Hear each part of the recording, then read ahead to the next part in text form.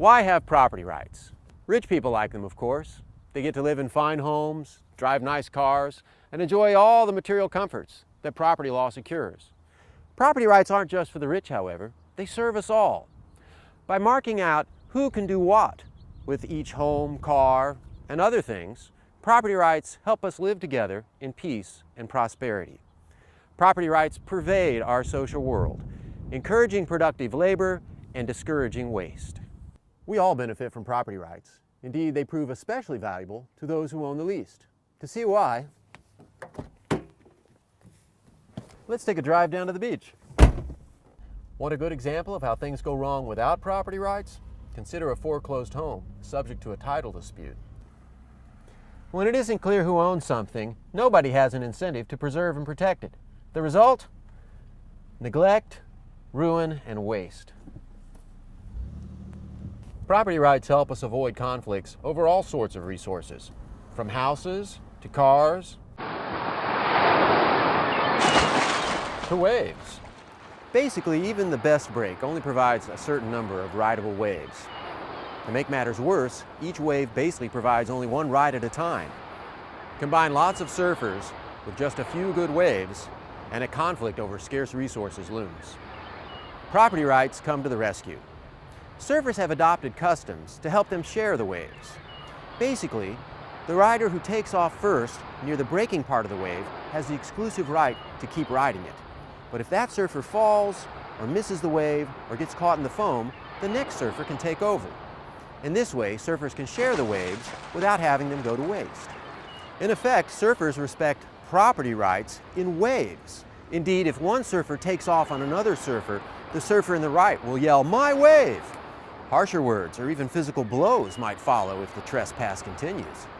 Property rights in waves may not last long, but surfers take them very seriously. Classical liberal scholars take property rights seriously too. To find out why, let's hit the books. These days, happily, almost everyone understands that property rights encourage economic growth. Classical liberal thinkers, however, have an especially profound appreciation of where property rights come from and why they matter so much.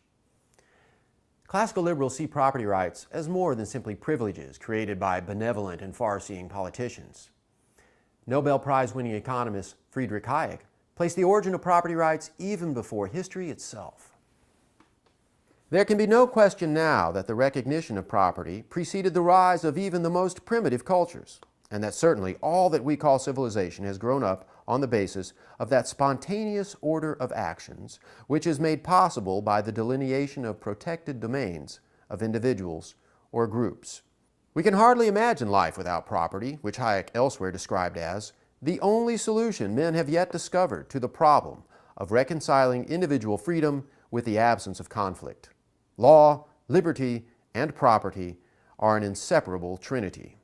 As legal scholar Randy Barnett described them, property rights are natural insofar as, given the nature of human beings and the world in which they live, they are essential for persons living in society with others to pursue happiness, peace, and prosperity. Granted that property rights prove vital to human society, what should we do about inequalities in wealth? We cannot prevent such inequalities, as philosopher Robert Nozick explained, unless we can stomach the state to either continually interfere to stop people from transferring resources as they wish to, or continually or periodically interfere to take from some persons resources that others, for some reason, choose to transfer to them. To those who would redistribute wealth to achieve equality, Nozick wryly observed, "Liberty upsets patterns." At any rate, we should support a diversity of wealth.